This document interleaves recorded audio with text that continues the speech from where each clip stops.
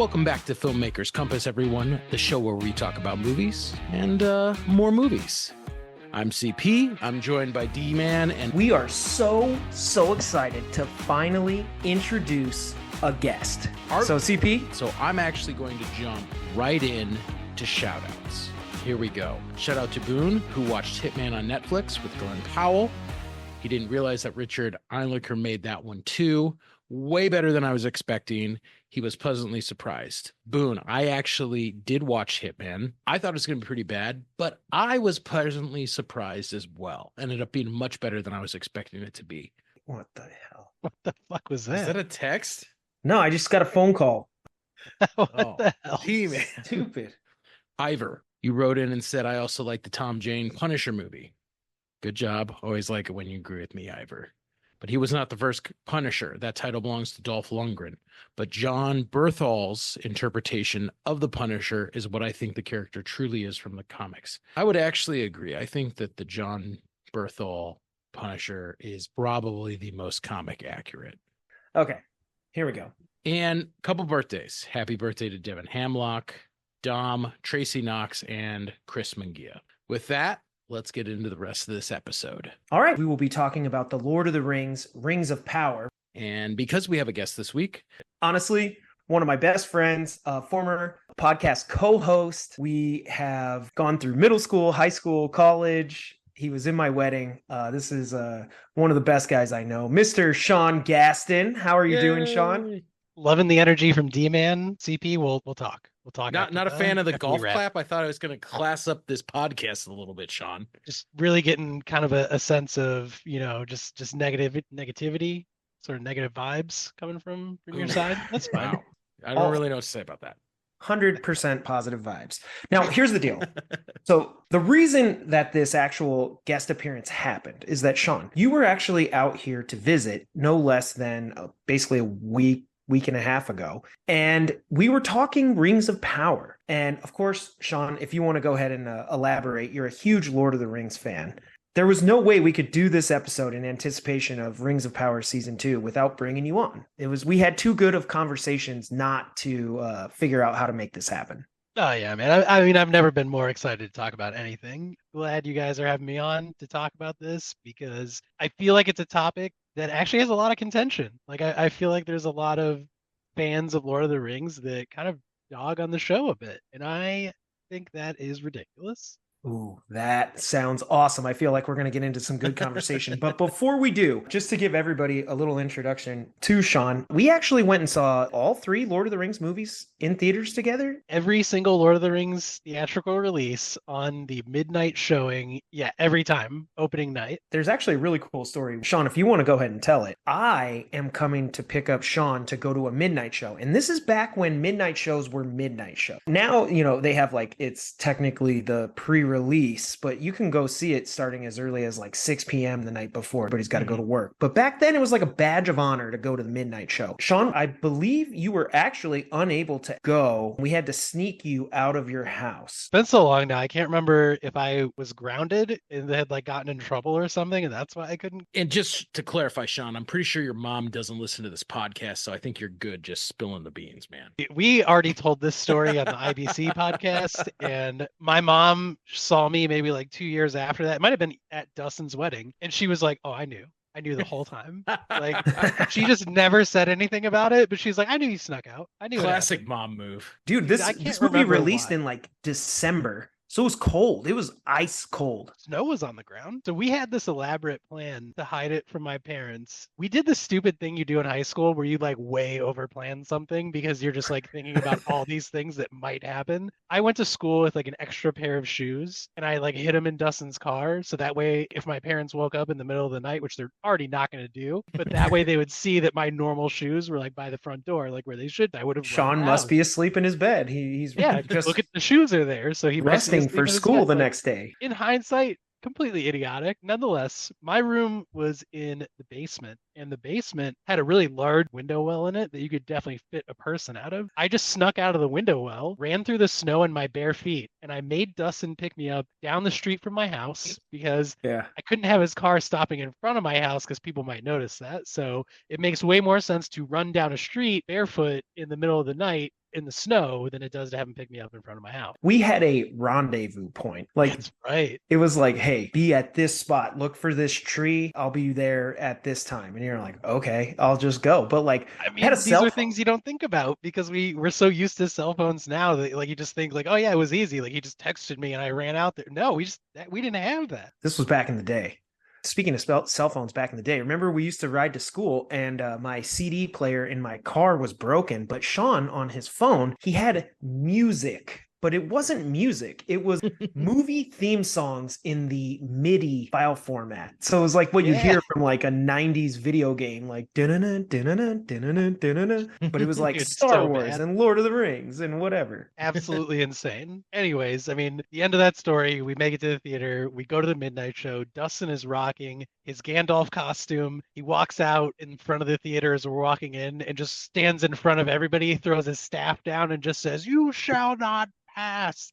And the entire theater just stood up and gave him an applause. And it just energy for that night was incredible. And then the movie was insane. As a capper to what were already two incredible films, I mean, Return of the King was an absolute blast. I know we have another friend, Mr. Matt Hellison. I wouldn't call him a friend. He hates Lord of the Rings, which is ironic because he also hates Game of Thrones, which makes me think he just hates this genre and that he's not a good judge of it. I actually enjoyed Lord of the Rings all the way to the end. I know people say it went too long. It had like an epilogue. It sort of filled in all those gaps at the end, but I really loved it. And to that point, I completely understand that sentiment. And I don't blame anybody that says that Return of the King took too long to end. I mean, totally understand that. I think a lot of what they did at the ending was really for fans of the novels to kind of wrap up some of the stories that they wanted to see end. And I think that's okay. Like, it's okay for everybody not to like that, because I guess it wasn't for everybody, but I don't think it makes the movie bad. Everything up to like the last 30 minutes is just freaking incredible. Can I just say, I went last year to go see Return of the King on the big screen for the extended 20th edition or theatrical release? Theatrical release, I think. No, it was extended edition. It was extended. At the end of the movie, I'm not going to lie, I teared up when Aragorn looks at all the hobbits at probably the most appropriate place to actually end the movie if they cared at all about runtime. My friends, you bow to no one. Oh, and man. I was like, oh, man. Gets me every time. It was amazing. I went alone. I just was like, how can I not go?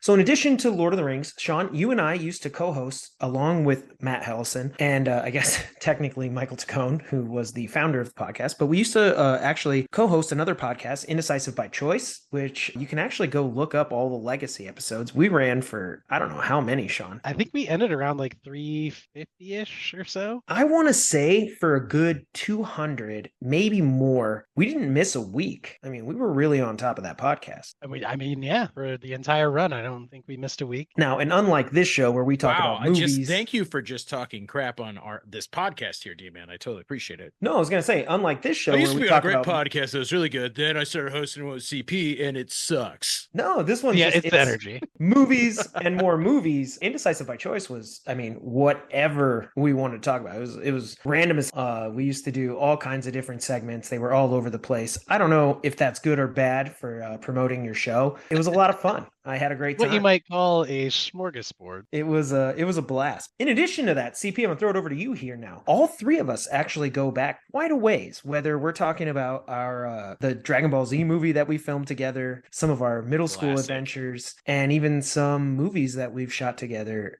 just for fun. Do we want to go into these stories? I mean, is this going to turn into story time?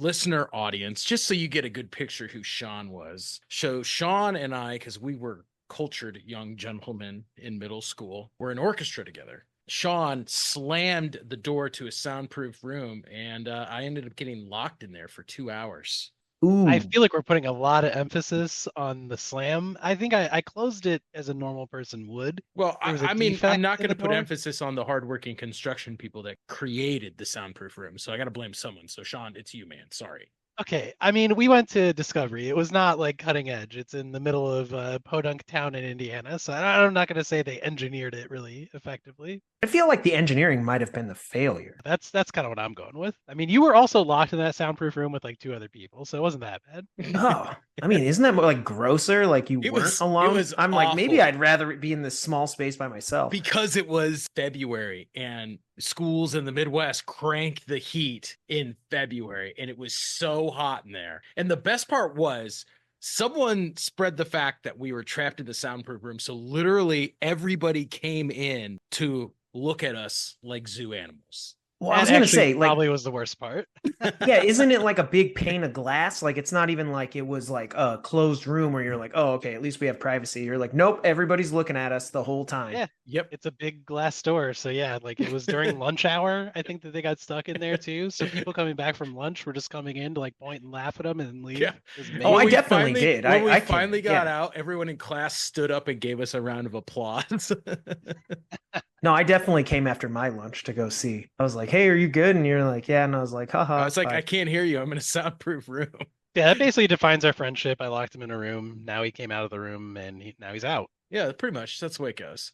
Last thing I'll say is that it was an honor to have both of you guys in our wedding as my groomsmen. Speaking of CP, we always do a Star Wars mention on this podcast. Do it. And, Do it.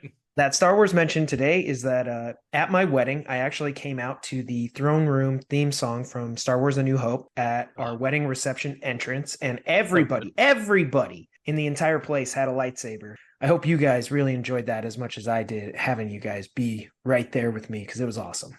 I mean, I just want to emphasize too, when you say everybody, I mean, there's like 200 people at this wedding, if not more. I mean, you probably know the guest count, but yeah, it was like 257 or something. Yeah.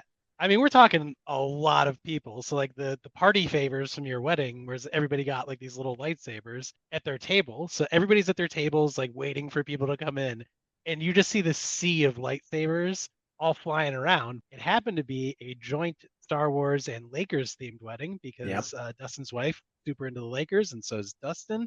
But everybody in the place has these like green, red, blue lightsabers.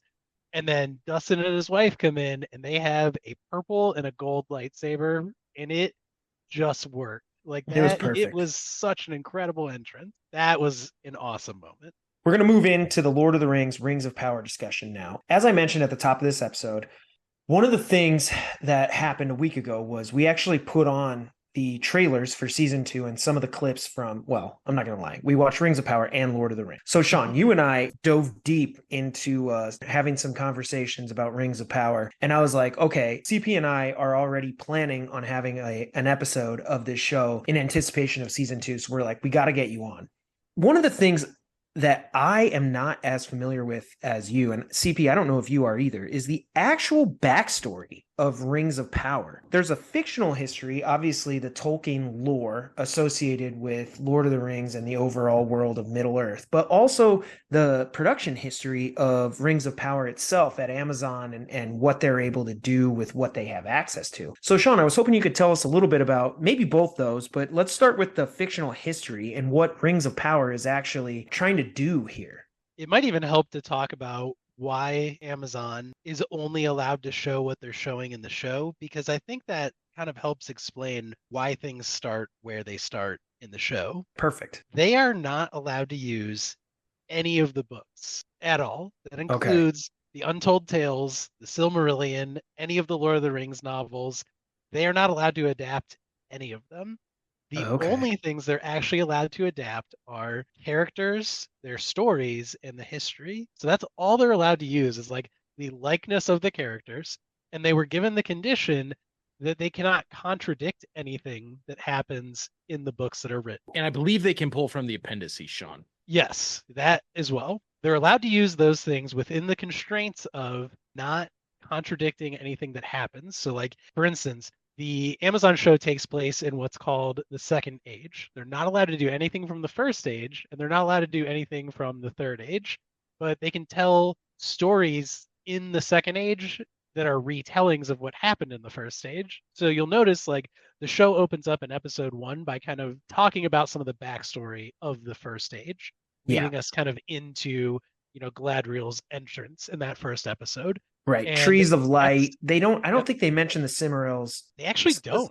Yeah, I don't think they mention them explicitly there, but like the Trees of Light and sort of Morgoth and some of the backstory. I think for being as hamstrung as they were by those constraints, I really feel like they did good and a true telling for the story as they could. Like, I don't know what else you're supposed to do when you are given those kind of limitations and you have to make like 5 seasons of this huge epic saga that has had so many tellings in modern day history, and you have to deal with Peter Jackson's pristine telling of the Third Age. I mean, I don't know how you make a show that competes with that better than what Amazon did. When you look at their ability to fill in those gaps, right? I think obviously people were maybe a little bit upset that things don't adhere precisely to like Tolkien lore. But at the same time, I felt like they did a fairly good job of making the world and the things that were going on at that time make sense with probably,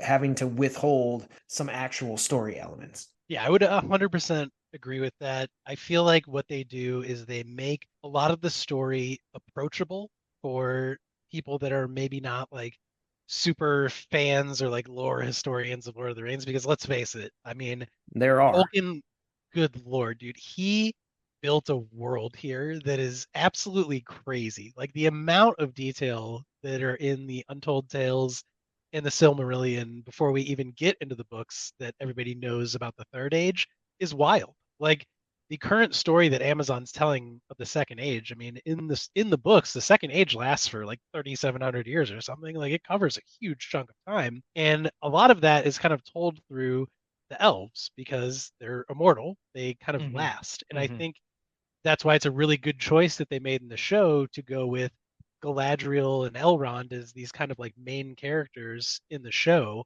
because they'll be there throughout all 5 seasons of the telling of the Second Age. You'll get to kind of follow those characters.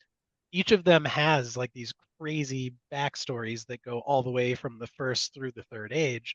And I think we're going to touch on a lot of that, but also it gives them the unique ability to use these characters to tell us, the viewer, the story by telling them or having them, retell their lived experience. Yeah, and I think we talked about this too, that in Tolkien lore, at least, the way Rings of Power positions Galadriel and Elrond is that they're sort of old friends.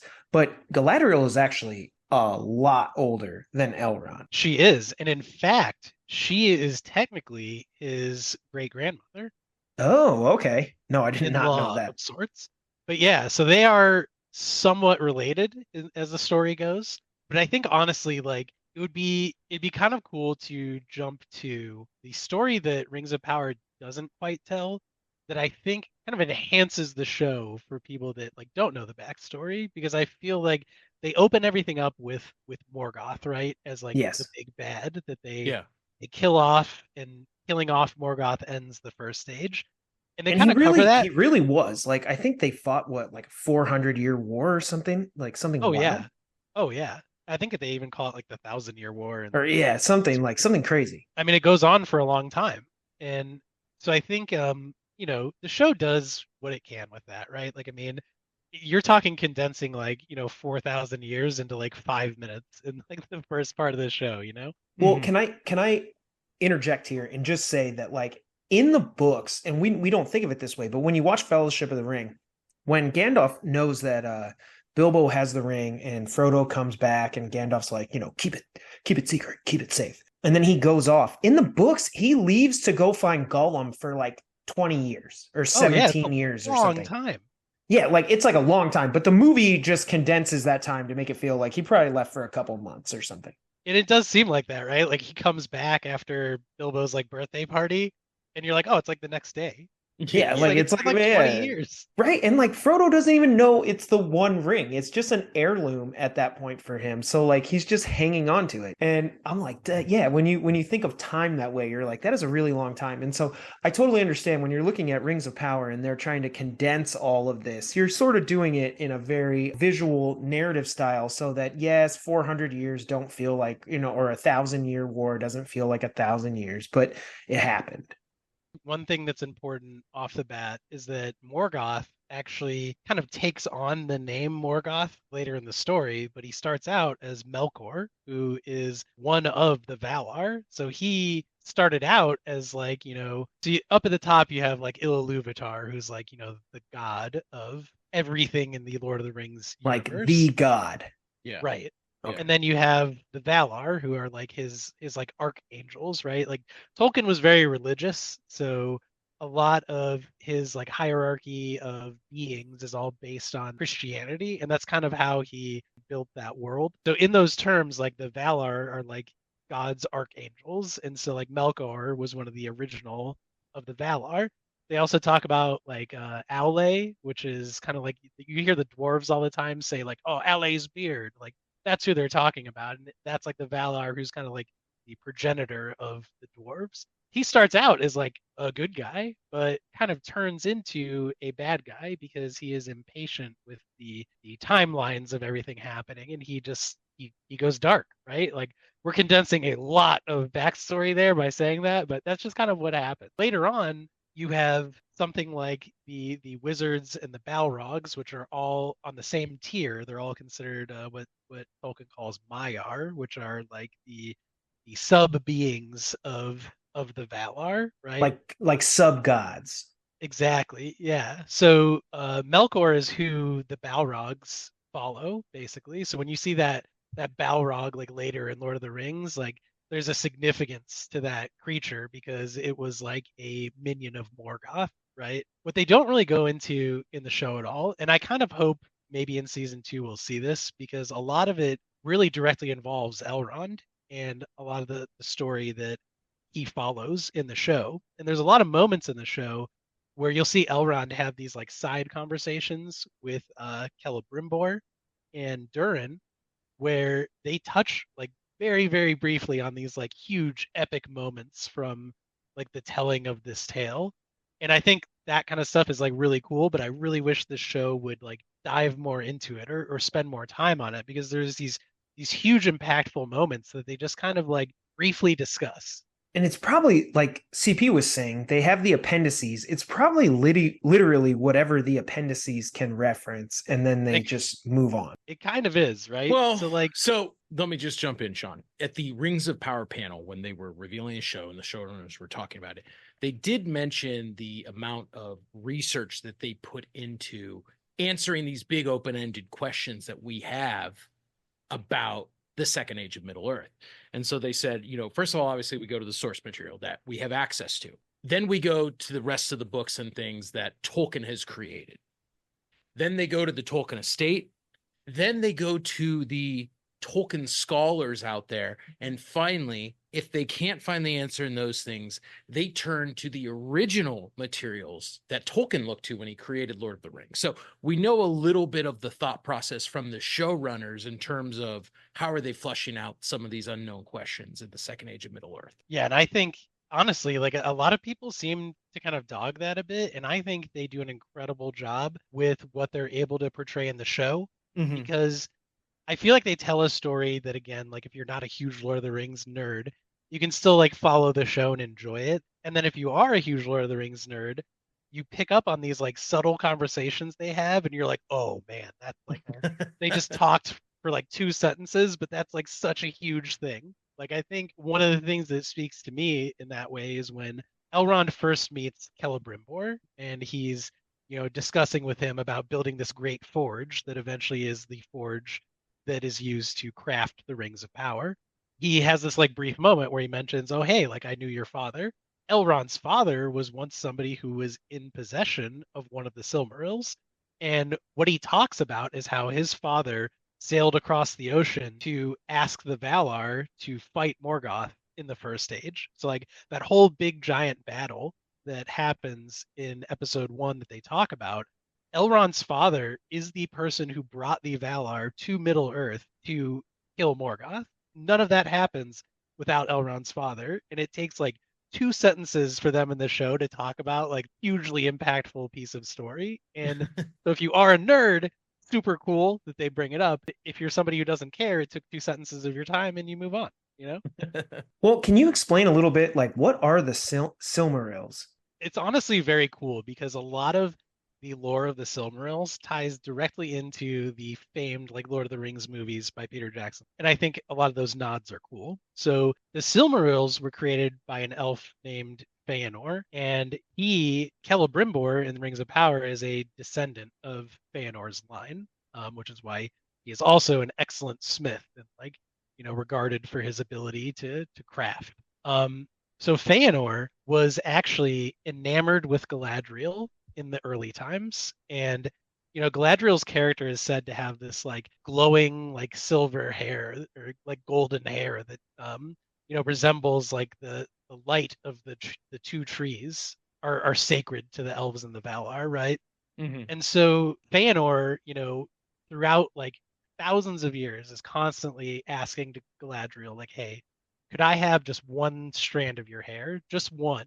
So that I could, continue to hold this like beauty forever.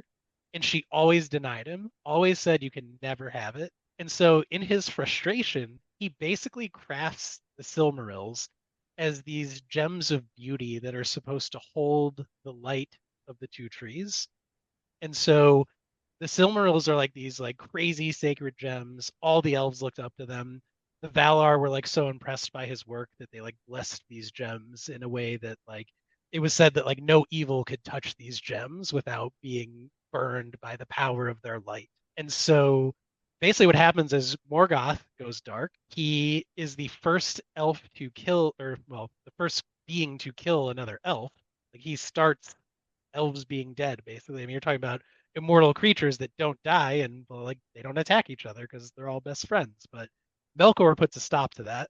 The Silmarils kind of break everybody up, and Melkor then in the first age, and they go over this in that first episode of Rings of Power, ends up destroying those two trees, right?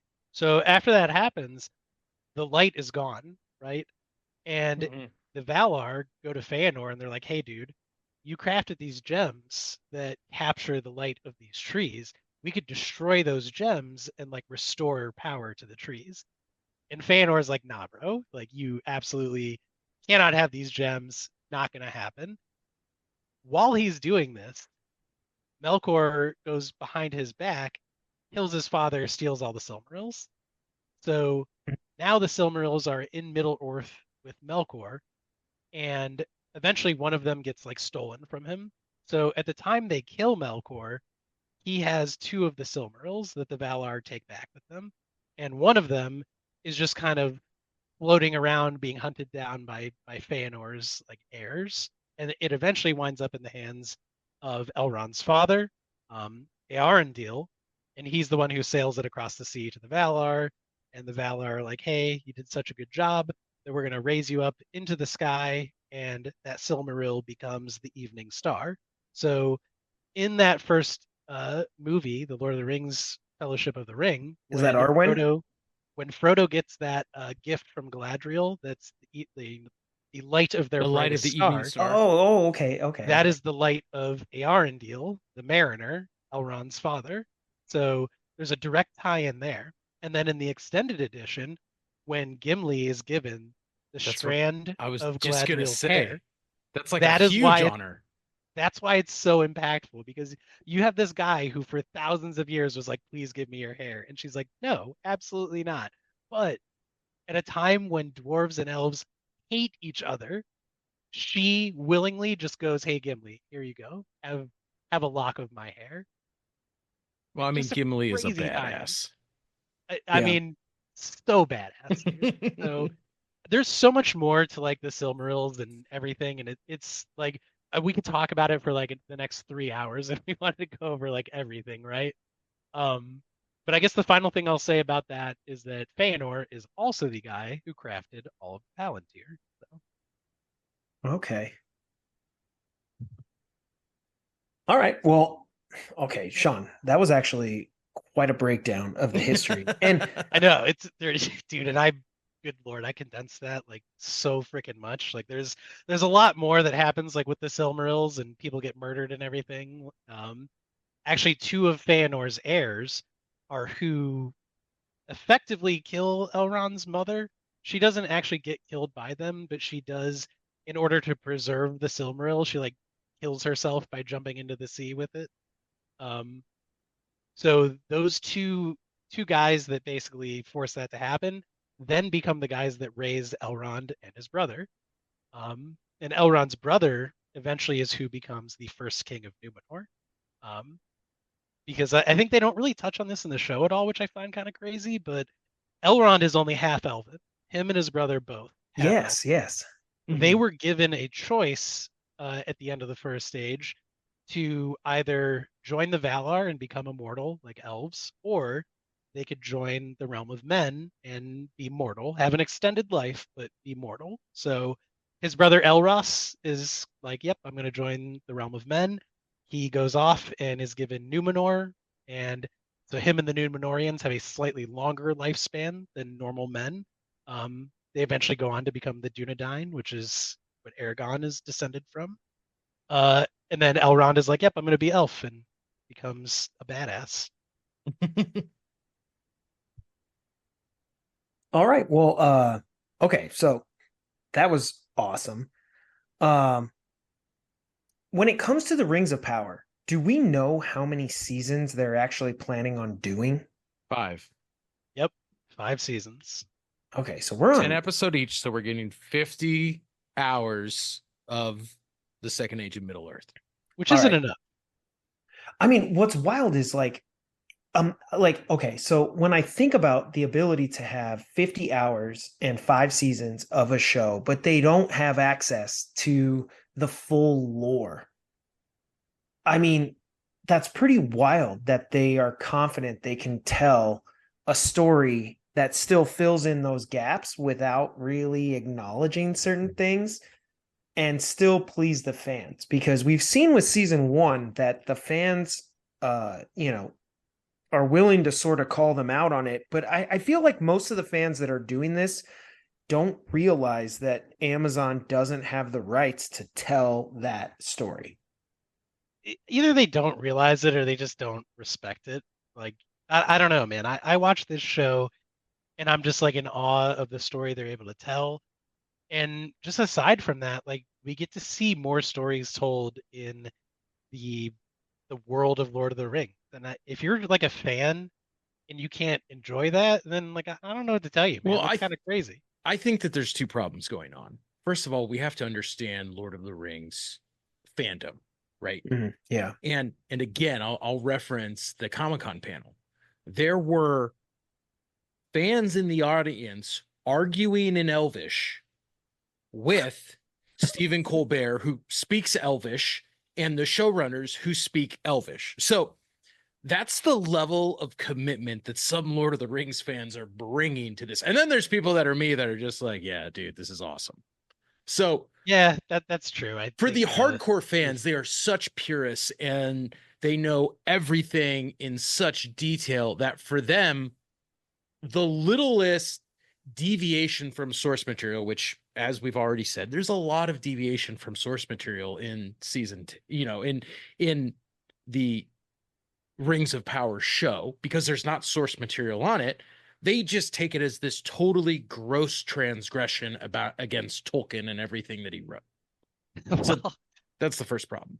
I mean, if Tolkien's estate would not be so stingy, we might get a better story out of it. But I mean, they are allowed to tell most of what happens in the Second Age. So I think that will allow us to get the story that we want out of these 5 seasons. And I mean, again, like we're talking like 3,400 years of story. So I mean, there's a lot to go on there. Well, on that note, then. Oh, go ahead, D-Man. What do you think worked in season 1, and what do you think didn't? So, like, right? I mean, obviously, there's elements of the production and things like that work, but story-wise, what do you think was really strong, and then where do you think the season 1 maybe fell short? So I think, I mean, one of the things you just have to call out right off the bat that is really strong in season 1 is the music. I mean, come on, man. Yeah, it's pretty epic. Lord of the Rings has always been about like such amazing soundtracks. Like, I mean, I just remember us like listening to Concerning Hobbits when Fellowship came out, and it just still do. Like, just one of those tunes that just like when you listen to it, you're like, I'm in the Shire right now when you hear it. And I feel like the soundtracks they did in the show were incredible. Totally brought me into the world of Lord of the Rings again. But yeah, aside from that, I feel like the the costuming and set design was like top notch. I mean, when you like go to like Numenor or you go to Lorien and you see the elves and in their city, in the dwarven city especially as well. I mean, all of that stuff was just so well designed. But we expected that. I mean, this is essentially the most expensive show in history, right? True. The Fair. amount of money Amazon put into just acquiring the rights was astronomical. But on top of it, Peter Jackson set an incredible standard that had to be met by the production design team and everyone because, you know, Lord of the Rings, the film series, is the quintessential in every category of what a trilogy should be. So they can't really half-ass the production design, the music, right? The expectation has been there. The only thing they do is either meet it or exceed it. Those are the only two choices for the production team. I think the that's very true. problem with the show, and this is my personal issue, and you gents jump in and tell me if you disagree here, but I feel like the problem with the show is the structuring of season one, right? There's so much story that needs to be introduced, all these characters, which is fine. And they do a great job of wading through it. But I think the problem is they try to hinge all of season one on this kind of like whodunit type premise, right? Who is Meteor Man and who is Sauron, right? Those are the two questions that they keep trying to bait us as an audience with. And for me, I felt like it would have been stronger if maybe that was through the first episode 2, 3. And, you know, halfway through season one, now we know who all the characters are. We know who all the powers at play are. And then we can really start kind of aligning ourselves and the characters within that world. And I felt like those two factors were just drawn out too long to truly drive 10 episodes of content. I do have to agree with you on that. Yeah, I do have to agree with you, CP, on the particularly who is Sauron. If I had to have one criticism of season one that I think really holds it back, is they have these suspects who Sauron potentially could be, and they withhold revealing that knowledge all the way to the finale, right? And it's spoiler alert, it's Halbrand. But no. The problem with that is it ends up leading to some contrived plot elements where it feels like they need to do things to push off that reveal. Where if you just revealed it, the plot would just move forward accordingly. And I'm hoping with season 2, that's what we're going to get. Now that we're not waiting for any sort of reveal, hopefully the plot is almost supercharged to move forward and we start to see the consequences of what it means for Sauron to, you know, sort of be back in Middle Earth. And I know Sean, I don't know if he can actually take the name. Isn't his name like Anatar or? He goes by many names. Yeah, he goes by many names. Go by many names. The Giver of Gifts. Yeah. You know, so his whole lore is really that throughout the Second Age, he's hiding himself amongst like the regular folk. And after Morgoth is defeated, like Sauron goes through this period where he kind of is like, you know what, maybe I don't want to be a bad guy. Like maybe I just want to be like a normal guy. And so he like lives amongst men for a while because he just wants to understand them. And so like Sauron is kind of like this I don't know, you might even call him like a chaotic neutral character for a period of time, right? Where like he is a bad guy or was a bad guy, but is kind of like questioning his role and like what he wants to do. And then he eventually is like, nah, okay. And crafts the Rings of Power. Well, and I mean, what's really cool too is I like the exploration, especially what it seems like they're going to do in season 2 with the Rings of Power themselves. So we sort of get the sense that the Elven Rings of Power are different than the other ones. And then we know that all of the rings given to men will end up becoming the Nazgul. Yeah, like as you'll note, like even in the Fellowship of the Ring, like, you know, Galadriel has one of the Elven Rings. Elrond has one of the Elven Rings, and they are not corrupted. And why is that? And it's because like the elves, you know, Celebrimbor crafted those first 3 rings, using the mithril from the dwarves. And the elves actually use those 3 rings to like heal Middle Earth after the conflict from the first age. So a lot of what the elves have control of over the rings is like beyond what Sauron controls with the One Ring, and that's why they are not as easily corrupted as everybody else that gets a ring. Mhm. That's a good point. So, if I'm not mistaken, also, maybe you guys can just fill the lore in here. Does Gandalf have a ring of power? I always thought that he did, but I don't know whose ring. I guess it's the 3rd Elvish ring. So I think at a certain point, one falls into his hands. And that might be what we'll see. Like, I mean, I feel like there's still a lot of debate over who the stranger is. It's Gandalf. It's Gandalf, right? I mean, we end the first season. He was there in the Second Age of Middle Earth, right? He was. I mean, he says at the end of that episode, follow your nose. I mean, that's some shit Gandalf says. Only 2 people say that are Toucan Sam and Gandalf. That's it. That's it. Those are the only 2 people in all of history. So let's just face it, that's Gandalf. I'm pretty sure at one point he is in possession of one of the elven rings. One of them eventually goes to Gil-galad, who eventually gives it to Elrond, and then one goes to Galadriel. Because my understanding is, and really when we watch the extended edition Hobbit films, in the second film, The Desolation of Smaug, that's the second one? Yes. Yep. There is a scene where the orcs attack Gandalf and try to take his ring. That is only in the extended edition of the film.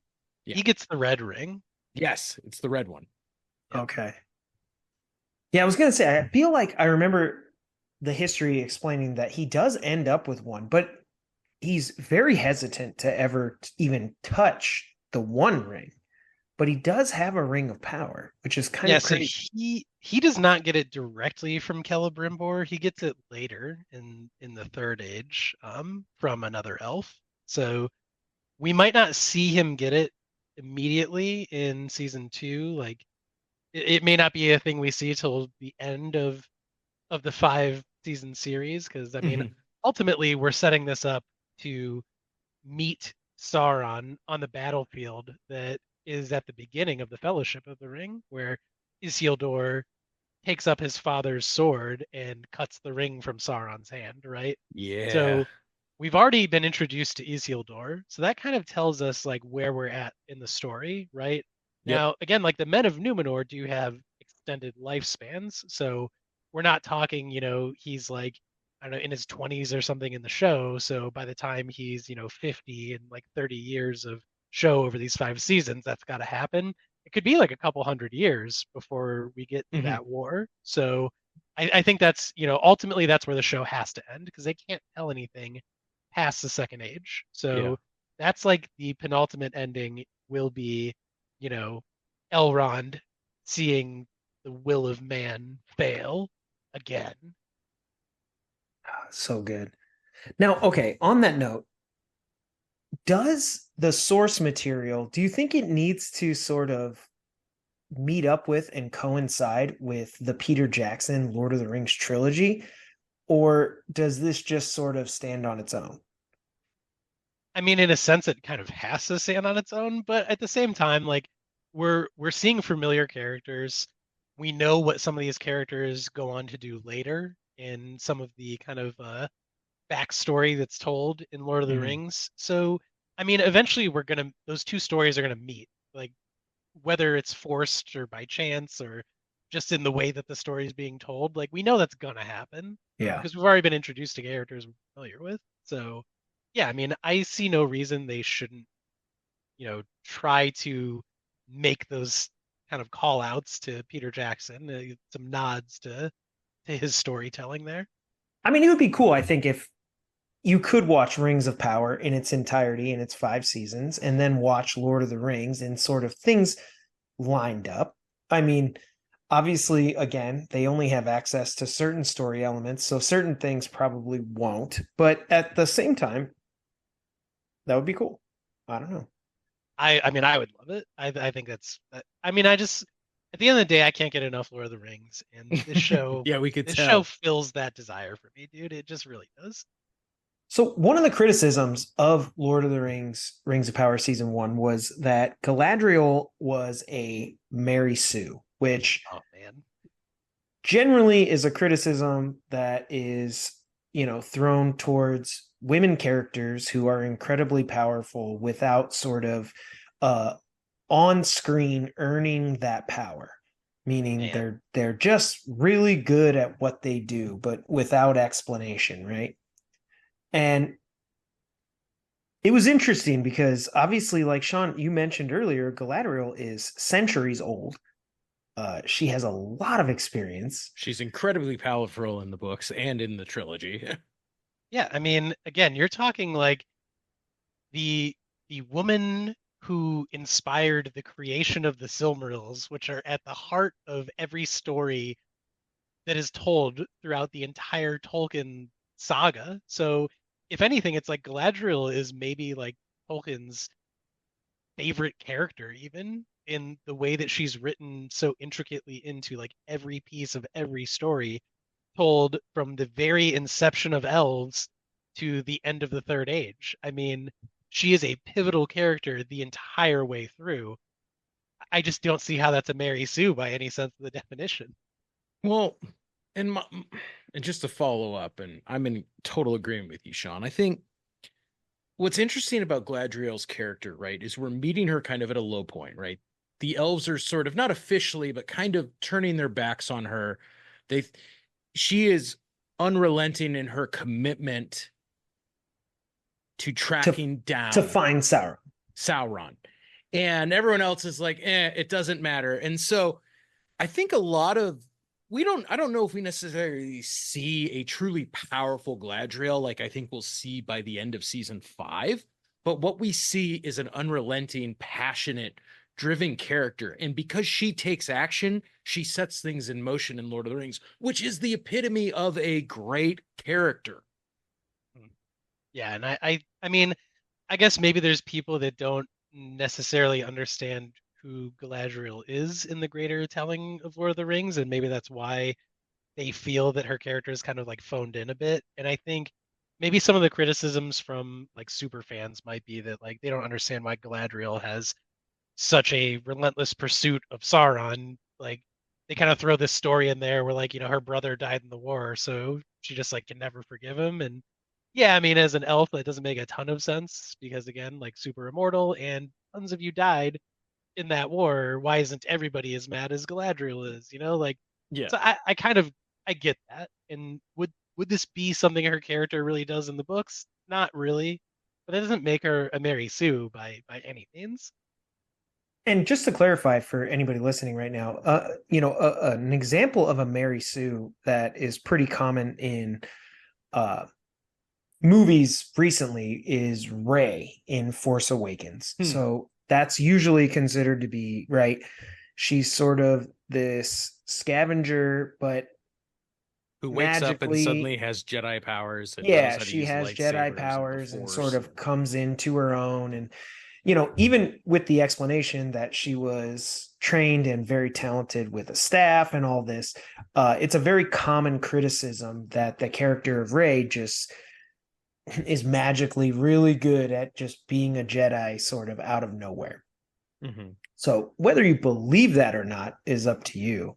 I didn't think that when I saw it. That, I mean, CP, you remember I called you after. That was not a criticism I really had.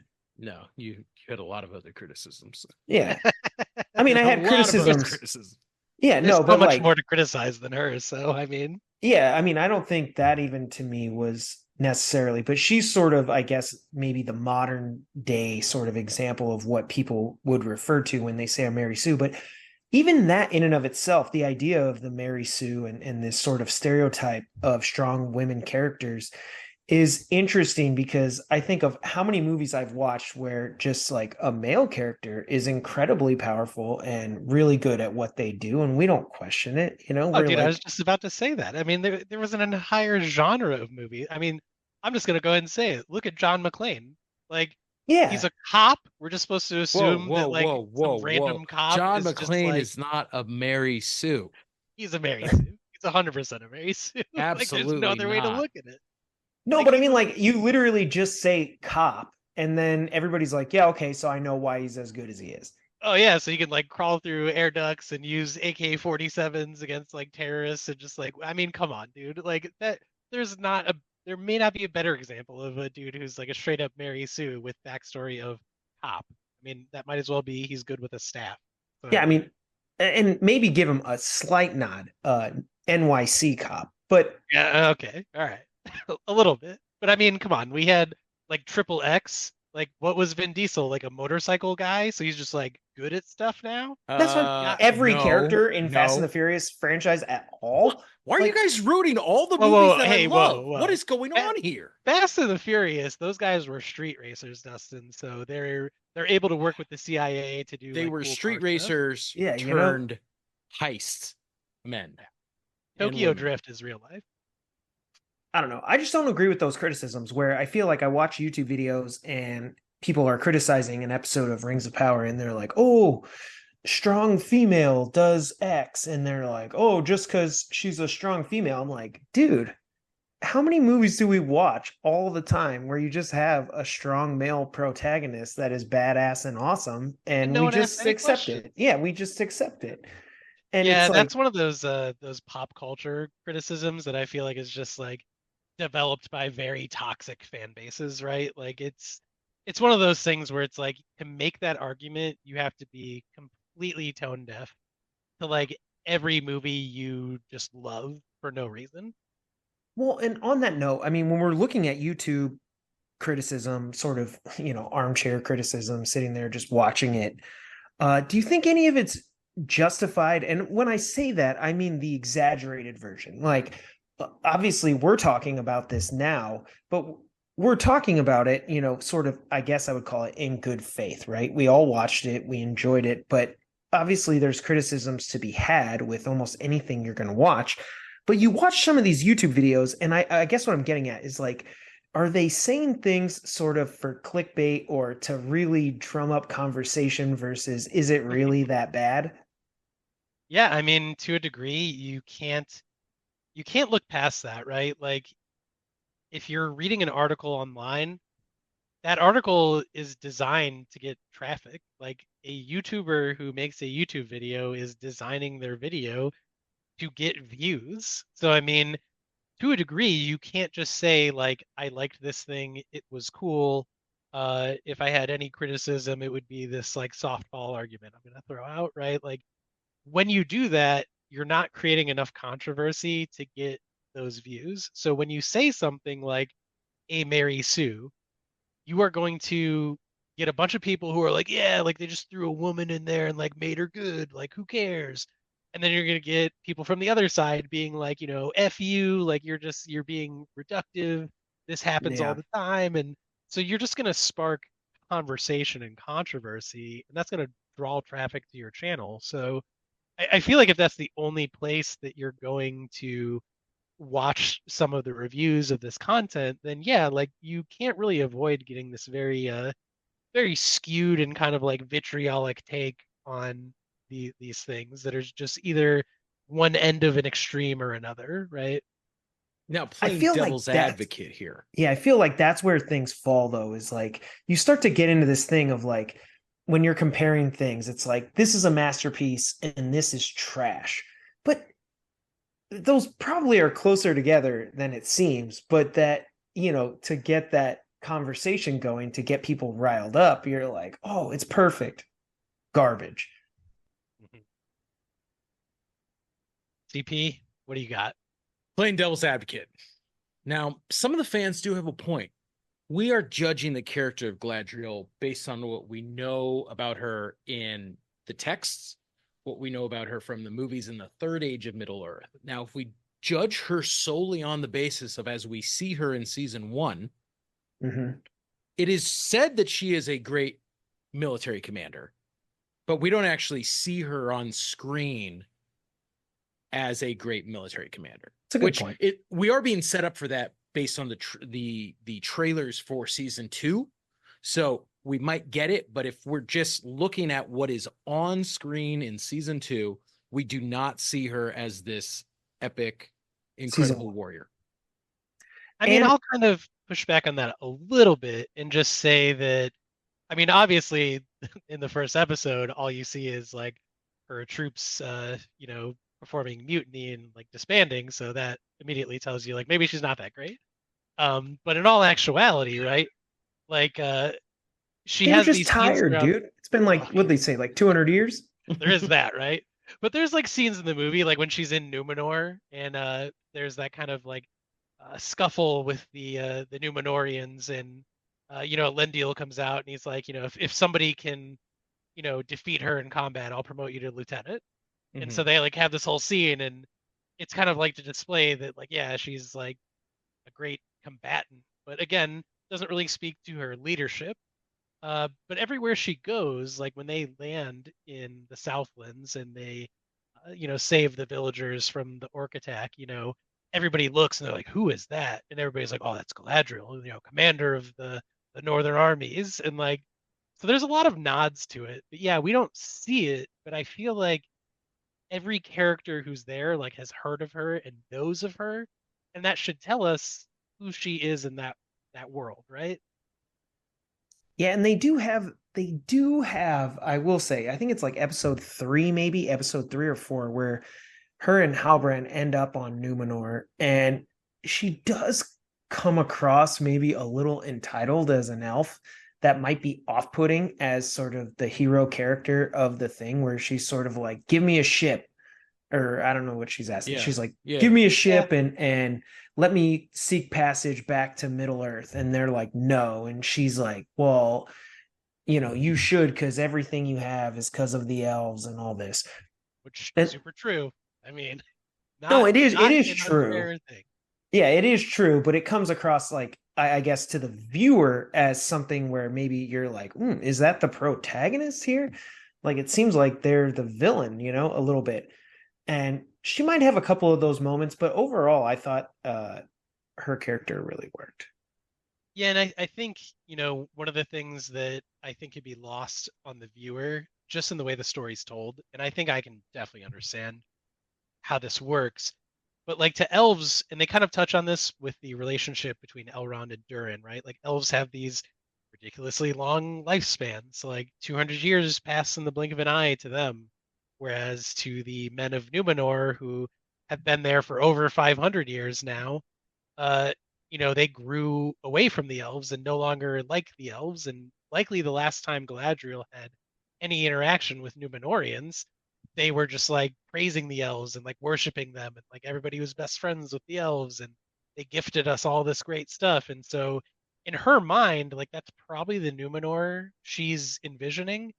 So when she gets there and is treated with this kind of like, standoffishness and like disrespect, she's probably like really taken aback by that and frustrated and like, don't you realize that this is all from us? Like, how could you treat me this way? So I think that's a big piece of it. They don't really do a good job of letting the viewer know that in the story that they're telling.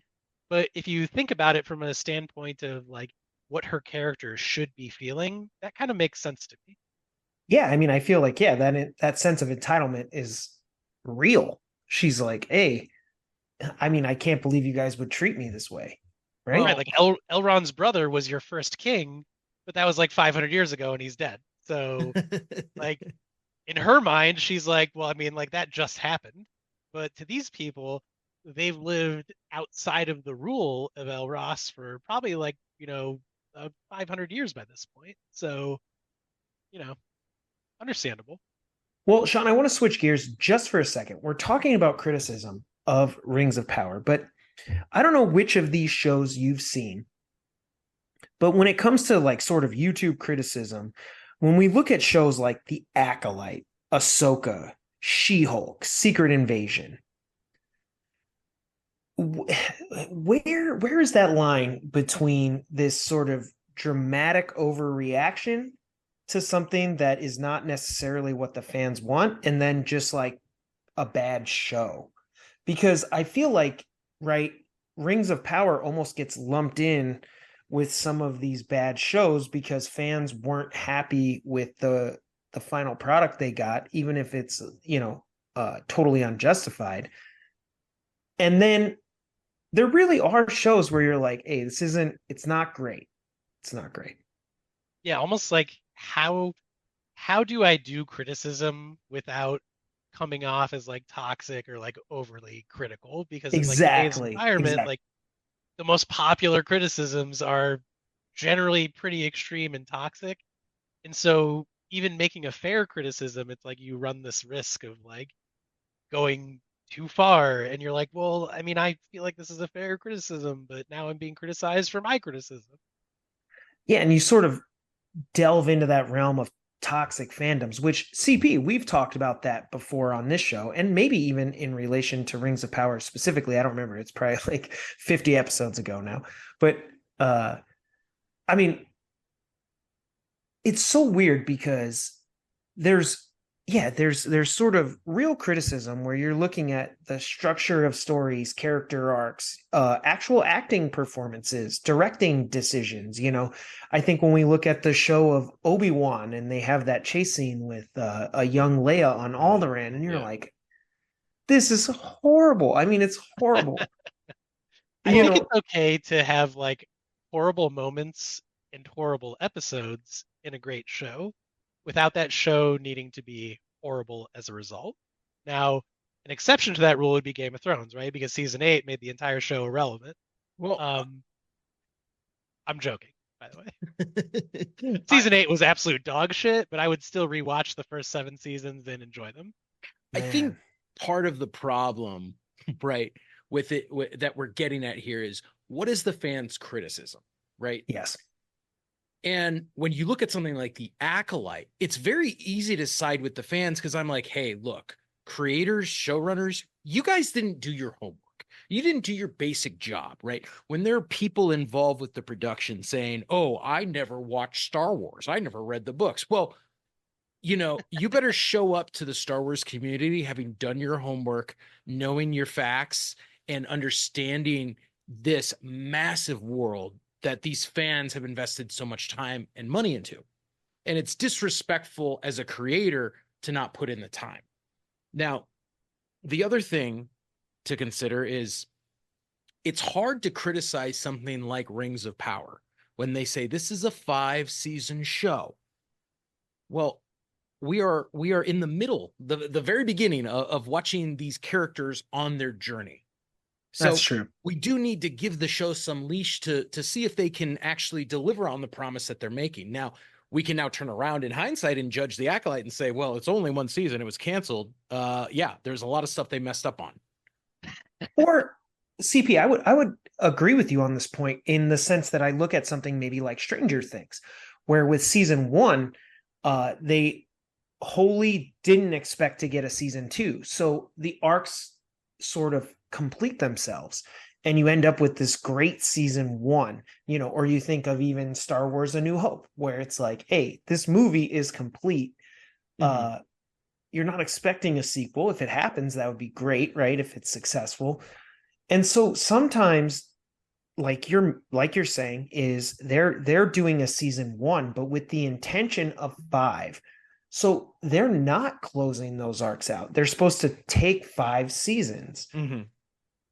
I mean, if that's your approach, like maybe you're just kind of bad at storytelling. Like, you can do these like kind of sub arcs to a story that are just complete and kind of wrap up an episode. Like, I feel like, The Mandalorian, for example, like each episode you kind of have this escalating character development of Din Djarin's character, right? Like he's gaining like a piece of armor this episode. He's meeting a new bounty hunter, a new character is being introduced. Like each episode kind of has its own enclosed story and that kind of fits into the overarching story arc for the series.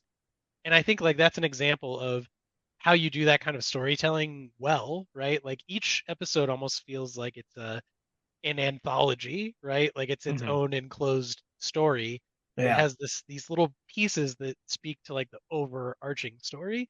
So, I mean, like that's a way you do a series well. And I think to even make a comparison to a movie that today is beloved, but even at the time received some criticism for doing something very similar, would be Fellowship of the Ring. Like a lot of people hated how that movie ended, and we're just like, seriously, like this is where we're gonna leave it? They didn't Like this destroy the whole movie ring. was just like it Yeah, was full just set up. circle. Like I just Matt watched people Helson hype. hated that. That was one of his criticisms. He was like, so the movie just ends. Like Yeah. they don't do anything. And you're like, yeah, I mean, that's how to it ends. Helson's point, like, yeah, the movie opens up with like a birthday party. Like the first hour is like the birthday party, Gandalf being like, you gotta take this ring somewhere, and the hobbits being like, I guess we'll all like eat breakfast. And then it's just like them getting to Rivendell and then the movie ending after they hike a bunch. So I mean, yeah, like I understand the criticisms at the time when that movie came out because it was like 95% character setup and like story setup.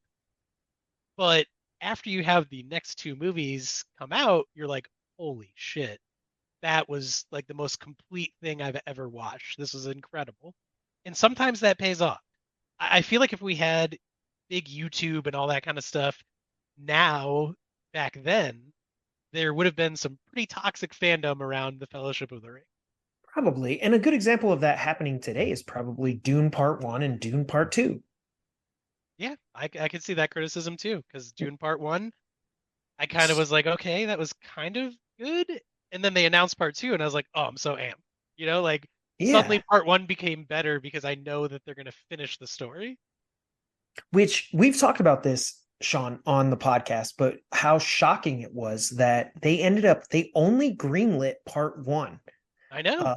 They did not greenlight Part 2, and they only did it based on the fan reaction, but not the box office because it wasn't very good. Dune Part 1 got released during COVID, and they sent it straight to Max, and it didn't do very well at the box office. No. But fan reaction was good enough that they were like, let's do a Part 2.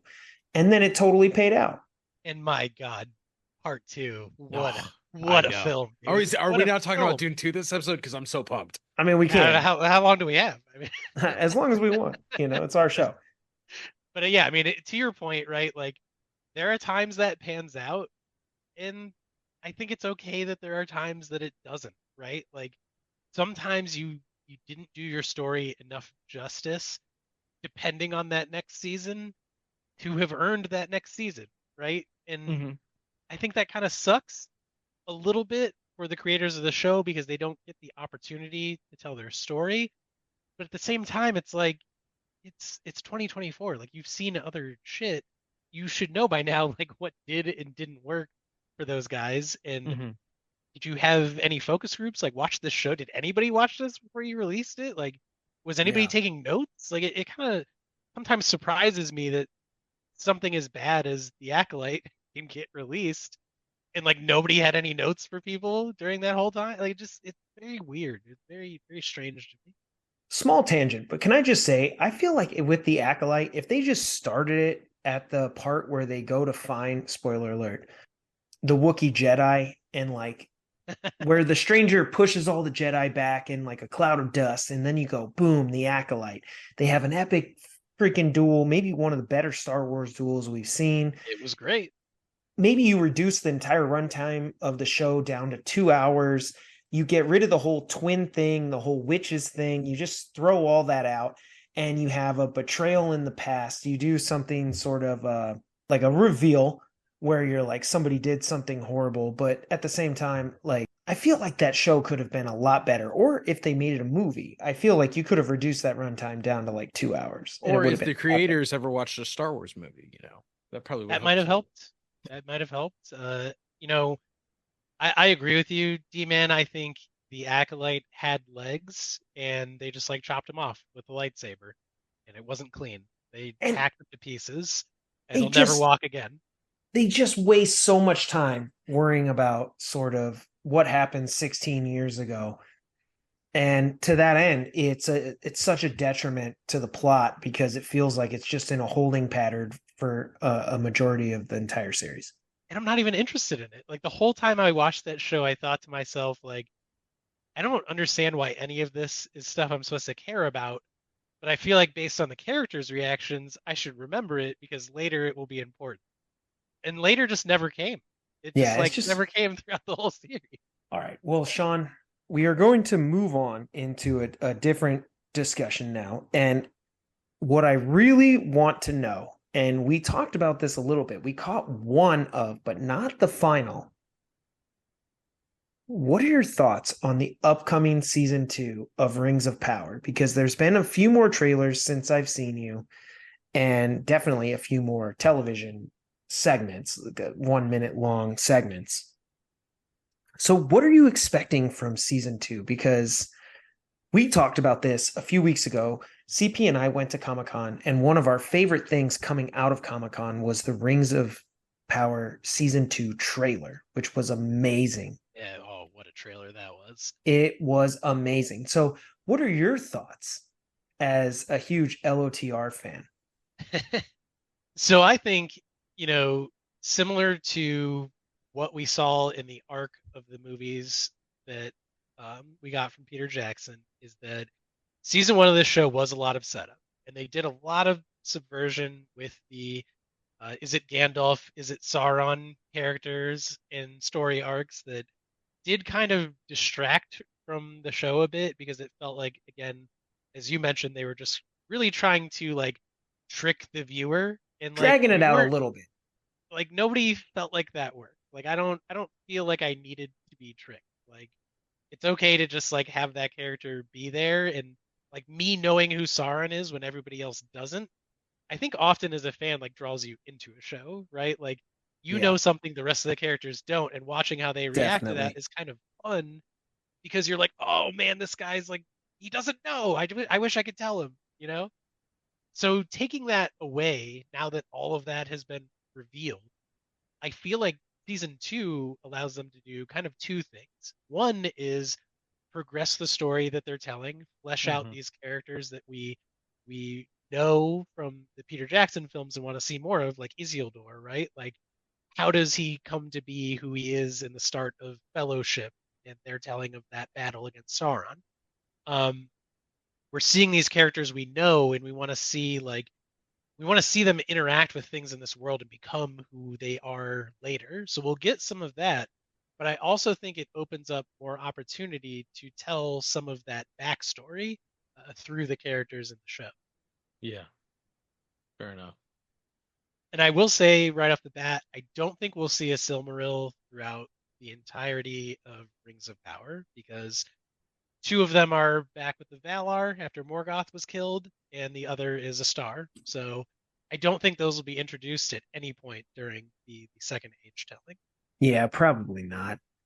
My thoughts on the trailer were that I really liked the sort of direction they were going with the show with the mental manipulation that Sauron was bringing to the equation.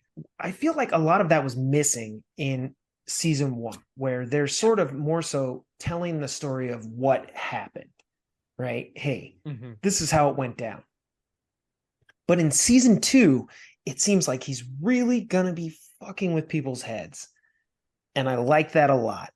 I'm They hoping that do makes the season really exciting. they do a lot in season 1 with the Queen of Numenor and these visions she has after touching the Palantir and seeing the future, Yeah, right? the flood. Where and then they even kind of allude to it as they leave Numenor to go to the west and fight for the Southlands, or the east, I guess from them. They are west. Yeah. Um, but they show the leaves of the white tree falling, and it's said that like that's like the tears of the Valar for like the poor decisions they're making. So it's kind of there's a lot of foreshadowing there, and she has that futuristic vision of the sea coming to swallow Numenor, and that kind of alludes to what will likely be told throughout this story, which is like the fall of Numenor, because Numenor does get taken away from the Numenorians by the Valar because they become corrupted by Sauron. So Mhm. I think what we'll see a lot of in season 2 will be how Sauron, in his like insidious nature, slowly corrupts the elves and the men and turns them against one another again. I freaking love it. That's what I'm here for. That's what I want to see. And in fact, one of the interesting things is, other than Frodo's mental manipulation that we experience in the Lord of the Rings trilogy, we really don't get a lot of that. In Lord of the Rings, I feel like the chess pieces are already on the board. But here you're figuring out why these people end up where they end up. I think that's fascinating, and I'm here for it. That's really what I want. Yeah, I mean, as we're watching, at the end of Rings of Power season 1, the Rings of Power for the elves be crafted, right? Like, you're thinking to yourself, like, how does this go bad? Like, this all seems kind of good right now, right? So what is the turning point? Like, at what point does this go terribly wrong? And I think we're also at some point going to see the 9 rings that go to men who eventually become ring wraiths. Like, that happens in the Second Oh, Age. it's going to be so So good. I feel like we're going to see that corruption also take hold, which is going to be really cool. So there's a lot to look forward to. Yeah, and I don't know if we'll get to see Sauron in the 5 seasons actually come back and sort of reclaim the rings and turn the men into the Nazgul, and the dwarves have to fight against his reclaiming of those rings. I mean, that would be incredible if we get to see it. I hope so. Yeah, I mean, I think we will. I mean, the dwarves are kind of wholly absent from all of this because they just like take their rings and go after gold and wealth and get destroyed by Balrogs. So I mean, that's kind of like their ultimate end. But yeah, dude, I think we're in for a treat, and I think even at the panel at Comic-Con, kind of what they said was, this is going to be their 2 towers. Like, this is their shit is going down in season 2. So like, get ready for it, because we did do all this setup, we did do all this subversion in season 1. That's done now. You know everything you need to know.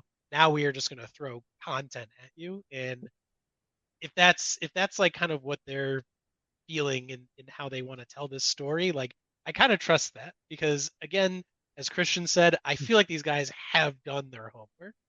Yeah, I mean, when it comes to action, 100%. We've in the trailer, we saw Balrog, we saw the Ents, we saw actual battles between orcs and men. We saw so much related to the rings and this and that. But like I said, I mean, I think the most interesting part, I think there was a scene where one of the characters, it might be how do you say his name? Celebrimbor? Celebrimdor. And he looks in a mirror and he's like, what did you do to me? Turning into a wraith. Yeah, right. Awesome. Like getting corrupted, right? Or there's a shot of Galadriel where she sort of accepts the ring and she's like, I think it's telling me this. And you're like, dude, that is interesting. And I want to see it. Well, and I think that the big difference between 1 and 2 is this. Season 1, they build suspense by keeping the characters and the audience in the dark, right?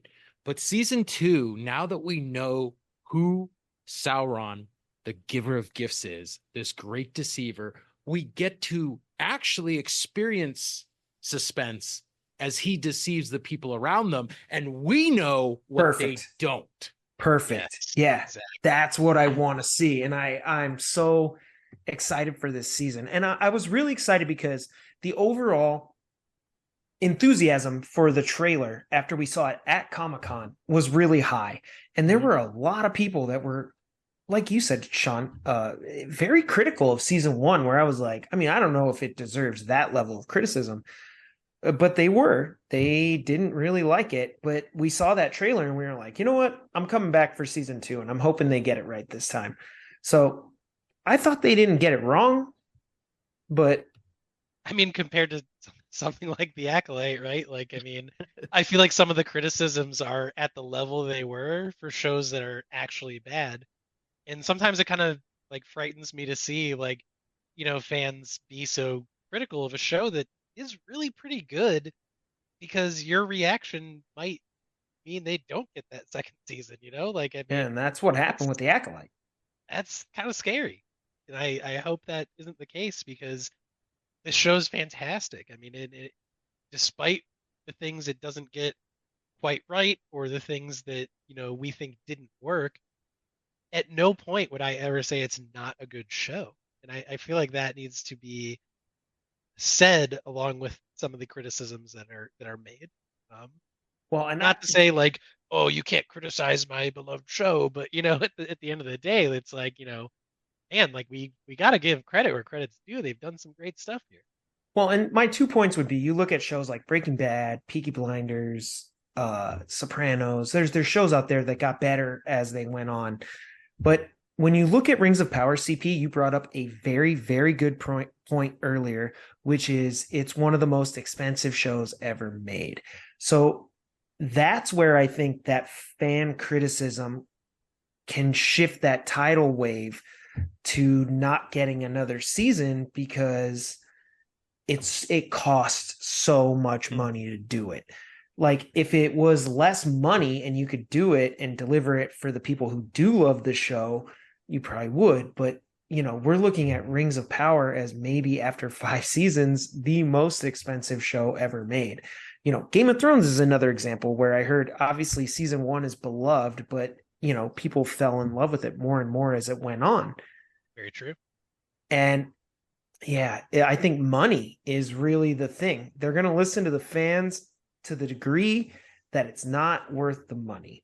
But on that note, Sean, while we have you here, CP, you and I are not going to answer this, but I would like to know what Sean thinks. So how would you rank, if you had to, the Lord of the Rings cartoon movies, which I know you've seen at some point, Rings of Power, the Hobbit trilogy, and the Lord of the Rings trilogy? I think I know how this will go, but all let's of them just start to finish. Yeah, let's just see how it goes. How are you going to rank them? Oh my goodness, dude, that's like a lot of content to rank. But so we're not talking like individual movies, but like No. the Lord of the Rings trilogy, the Hobbit Yes. trilogy, Rings Yes. of Power, and the cartoon. Yes, exactly. Oh man, that is actually like a little bit tough for me. I mean, the cartoons are pretty good. I mean, that's my first introduction to Lord of the Rings as a kid was that like really crummy cartoon from like what was it, the 70s that cartoon got made? I've seen it. It is it's not great, but I mean as a kid it's fantastic. That thing is super awesome. It's all there. I mean, not the violence, but I mean the story. So yeah, it's like I like the cartoons because they're beloved for me, but if we're talking trying to those against Lord of the Rings, Hobbit trilogy, they're definitely at the bottom of the list. Like they don't surpass. I figured. Yeah.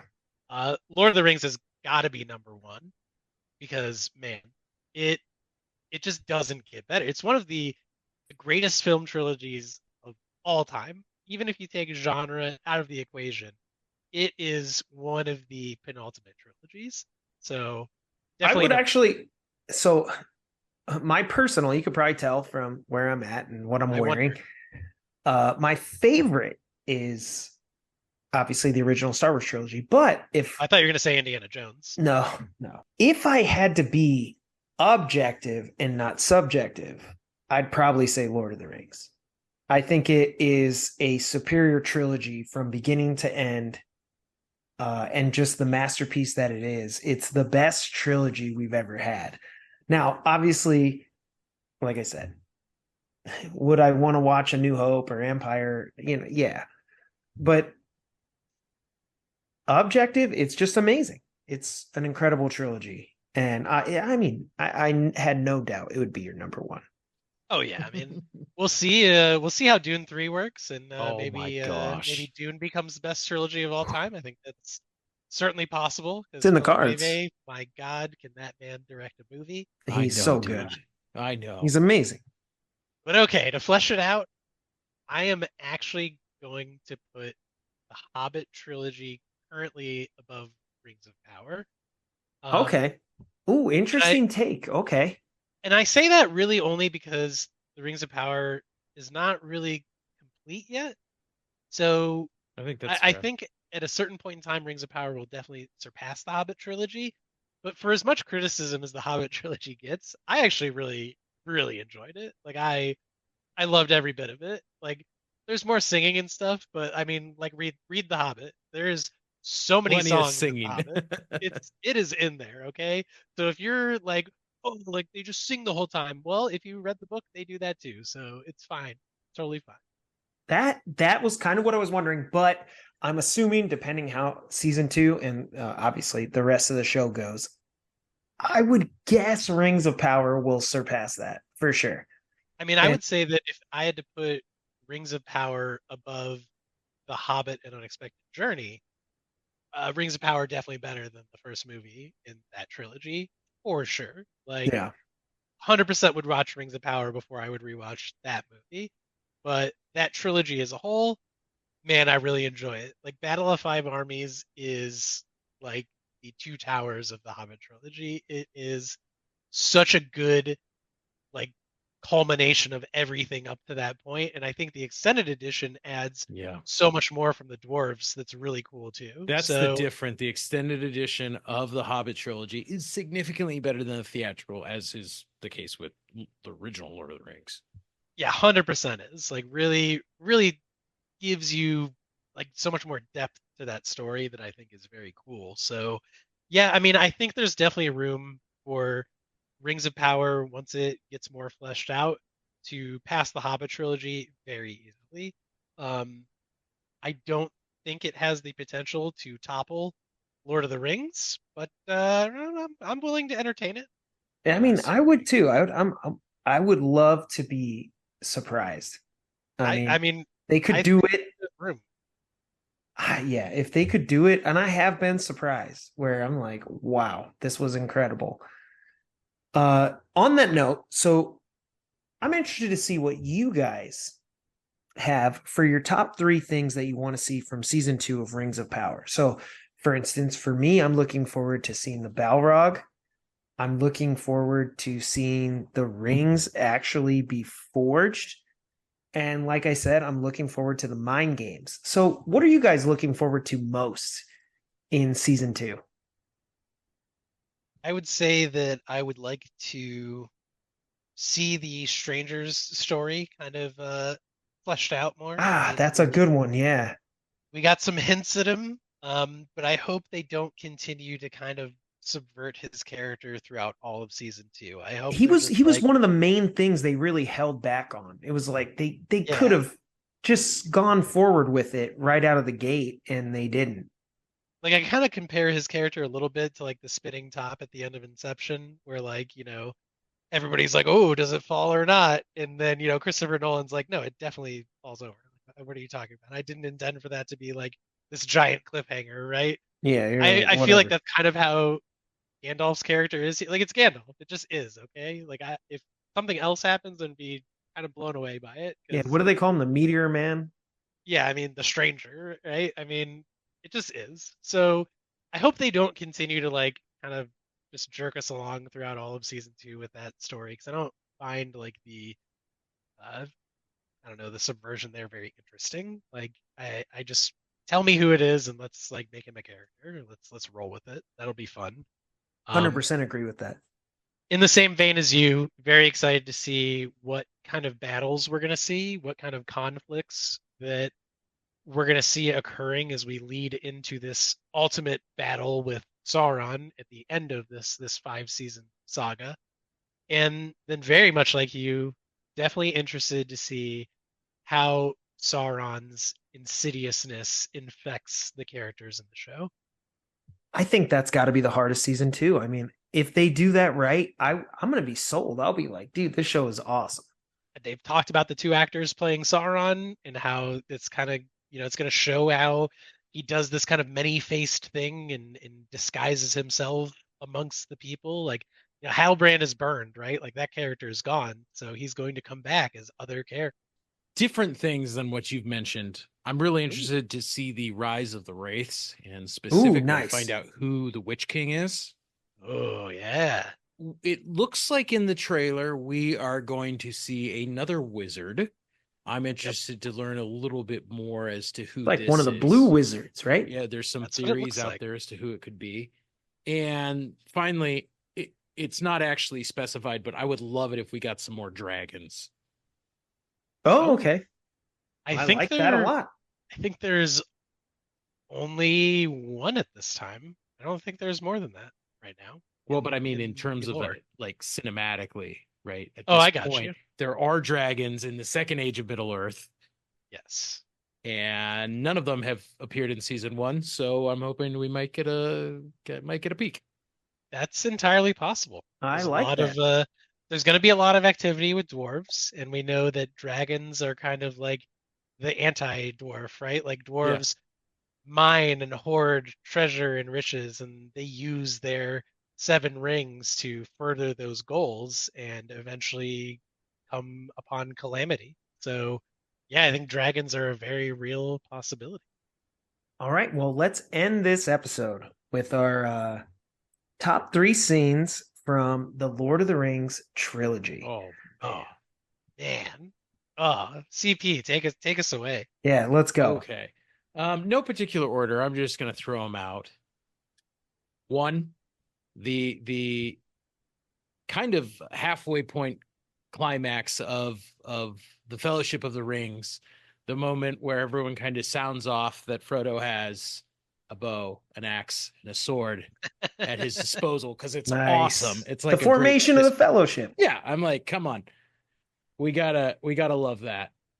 2, I'm also going to go with a moment from Fellowship of the Rings, and that is the death of Boromir, because that man dies like a champ. He does go out And as he should. Like, it's God, what a scene. he was corrupted by the ring, but his ability to stand up and fight on and behalf redeem of the himself Fellowship. and save. Yeah, you're like, boom. I love it. And then there's so many good ones. I'm going to pick something a little different than I think you guys will. I'm actually going to go with the last one, Aragorn's speech to the men of the West at the very end of Return of the King. Return of the King. Yeah, right. Fantastic. Fantastic speech. It really is. And then I love when he turns around and he has the sword and he's like, all, for Frodo. Oh.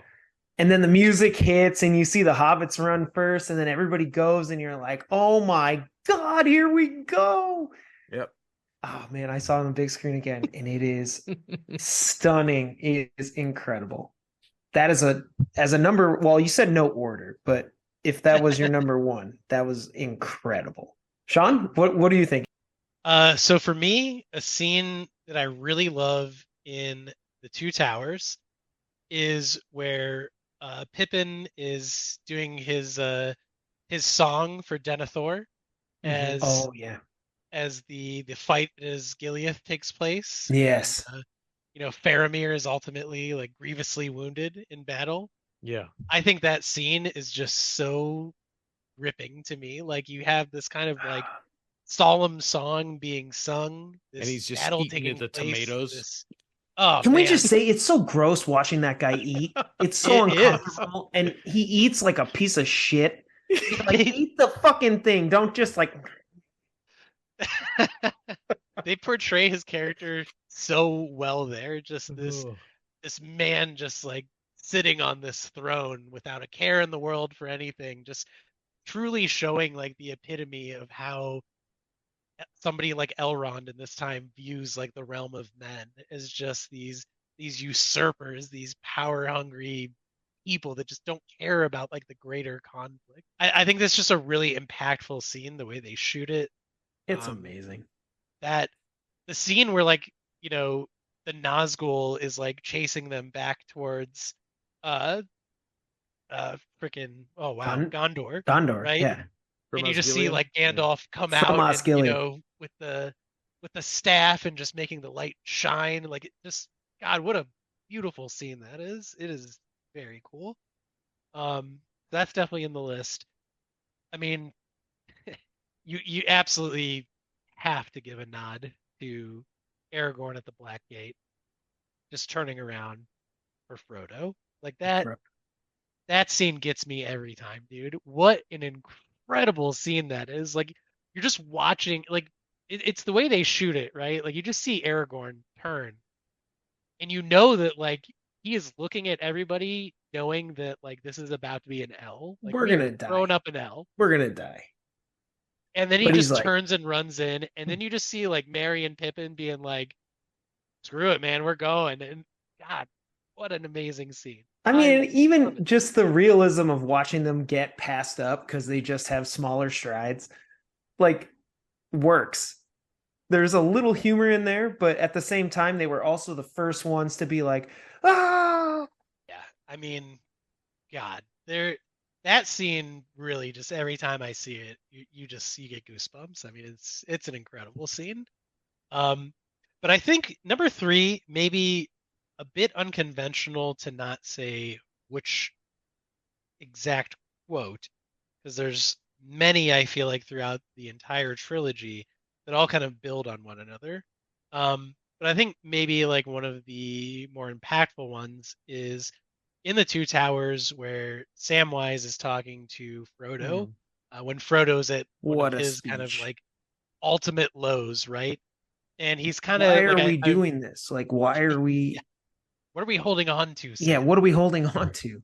Like I'm not gonna read the entire quote or anything like that, but I mean, mostly what Sam is getting across there is just like talking to Frodo about all the stories they grew up hearing, like all the lore of Middle Earth. And I think in the books, what he actually does bring up is how Elrond's father sailed the Silmaril to the Valar, against all odds and brought them to come fight. Uh, that's directly what he references in the book because he then tells Frodo, like, you carry that light in your pocket. And Yeah. he's Oh, like, yeah. and in that way, these stories Amazing. never end. And he's like, I Mhm. think that's it, Mr. Frodo. Like the great stories never really end, do they? And it's just like that to me is like super impactful. It's like this really goes to show like how uplifting Sam is and like what a critical role he really plays in the destruction of the ring and in carrying Frodo, right? Like I can't carry it for you, but I can carry you. Like Yeah. He was Yeah. an incredible character. I mean, he's honestly probably the true hero of Lord of the right. Rings.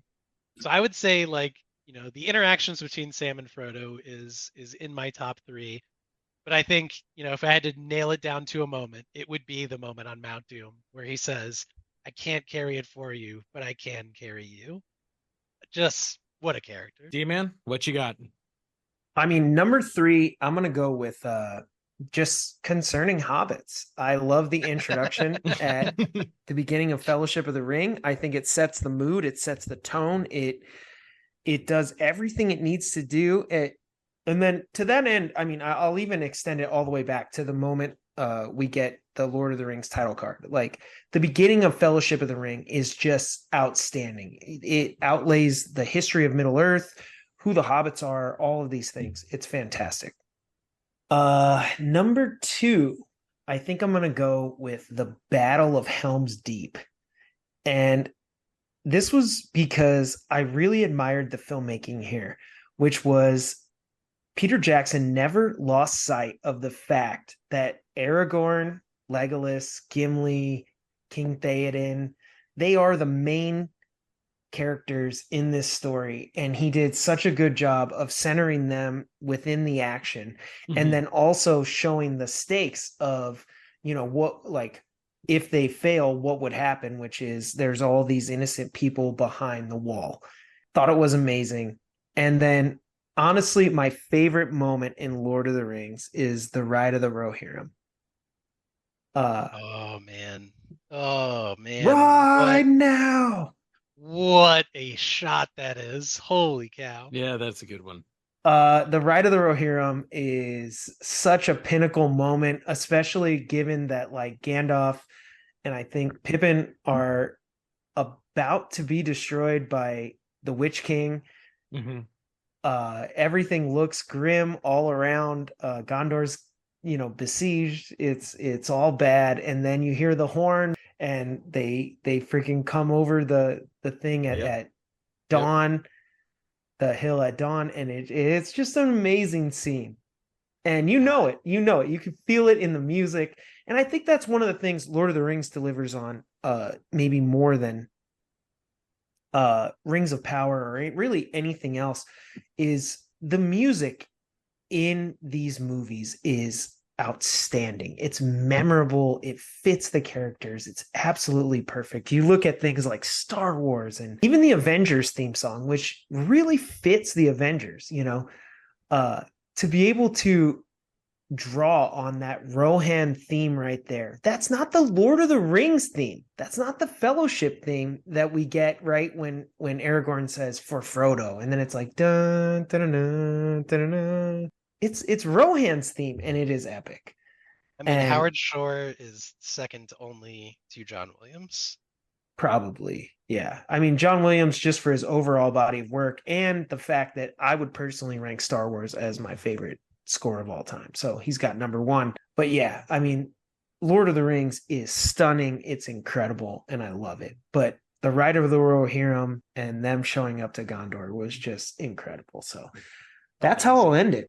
Dude, I have to give an honorable mention to Helm's Deep, though, because it's so awesome. When we first saw that in theaters, dude, I felt like terror in my chest at like everybody just huddled, like waiting in the caves of Helm's Deep to just die. Like, yeah. I felt like the peril. Like while we were in that theater for the first time, I was just like, oh shit, like this is not gonna go well. That does it for our episode this week. This was an exhaustive conversation. I mean, we really dove into everything here. Sean, we've been talking for roughly 2.5 hours. For probably the length of the Lord of the Rings trilogy, I think. I mean, it feels like it's been 30 minutes. I can do this all day. Thanks, Captain America. No, seriously, though. This was so much fun, and I knew it when we had our conversation when we were just talking about it. I was like, oh man, Sean's got to come on. There's no way we can do it without him. So I really appreciate you being here. I had so much fun, and this was an absolute blast. Well, so now let's all celebrate and look forward to. We're getting Rings of Power Season 2 coming out this week. Everybody be kind, because we need 3, 4, and 5. Yeah. As usual, you know where to find us at Film Comp Podcast on social media, and you can obviously find the show anywhere you can listen to podcasts. Thank you for hanging out and talking Lord of the Rings with us. We will see you back here next week. Until then, keep watching movies and check out Rings of Power Season 2.